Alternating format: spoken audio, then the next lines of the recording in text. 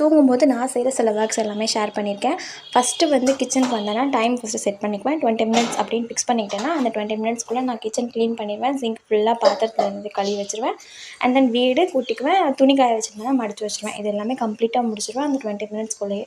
Extra ஒரு 10 minutes வேணால் add பண்ணிக்குவேன். ஏதாவது சோம்பேறித்தனமாக இருந்துச்சுன்னா மட்டுமே. குழந்தைங்க நீங்கள் வச்சுருந்தீங்க அப்படின்னா இந்த மெத்தட் வந்து யூஸ் பண்ணிக்கோங்க. ஃபஸ்ட்டு ஃபாலோ பண்ணி பாருங்கள் உங்களுக்கு ஒர்க் அவுட் ஆகுதா அப்படின்னு சொல்லி. நான் கொஞ்ச நாளாக இதான் ஃபாலோ பண்ணிகிட்ருக்கேன்.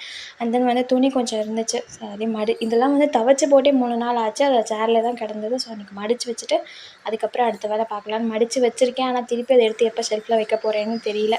இதெல்லாம் முடித்தோடனே நாளைக்கு லாண்ட்ரி போட வேண்டியது இருக்குது. அதனால் துணி எல்லாத்தையுமே எடுத்து லாண்ட்ரிக்கு போட வேண்டியதை போட்டு வச்சுருந்தேன். இந்த மாதிரி குட்டி குட்டி ஒர்க் மட்டுமே தான் நான் பாப்பா தூங்கும்போது பண்ணிக்குவேன். ஏன்னா எனக்கு இது பண்ணாலே பெரிய க்ளீன் பண்ண மாதிரி இருக்கும்.